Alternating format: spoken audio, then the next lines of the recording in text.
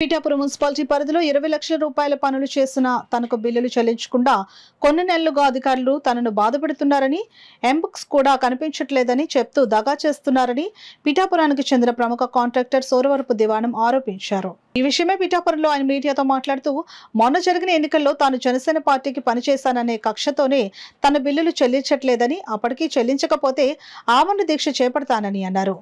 Deputy CM తమ MLA Pawan Kalyan తనను కాపాడాలని కోరారు. ఈ బుక్స్ ఎట్టి పరిస్థితుల్లో ఇప్పుడు దాకా దొరకలేదు.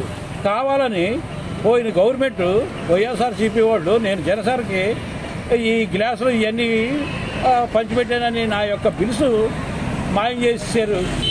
నన్ను ఆదుకోవాలని మా డిప్యూటీ సీఎం గారిని మడి వర్మ గారిని నేను కోరుతున్నాను. నా యొక్క బిల్స్ కొన్ని దొరికినాయని రాత్రి 11 లక్షల దాకా దొరికినాయని నాకు కవర్ పెట్టారు.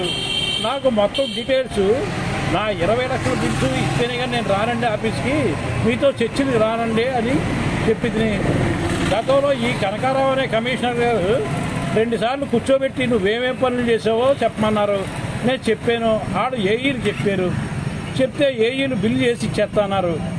కానీ ఇప్పటికి బిల్లు చేసి ఇవ్వలేదు.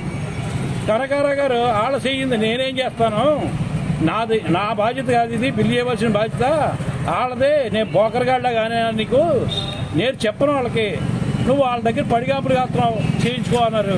ఆ కాంట్రాక్ట్లో అందితే చుట్టూ అందకపోతే కాళ్ళు పట్టుకుంటారని కూడా నన్ను ప్రశ్నించడం జరిగింది.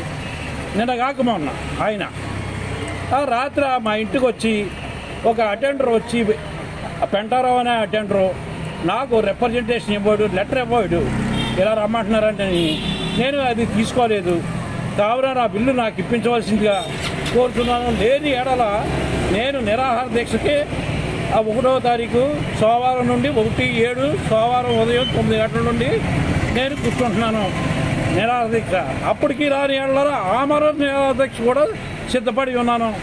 నేను సామాన్య కార్యకర్తని. ఎన్నో నేను వచ్చిన దాంట్లో చాలా దాన ధర్మాలు చేశాను, కానీ ఎవరిని ఏ విధమైన మోసం చేయలేదు.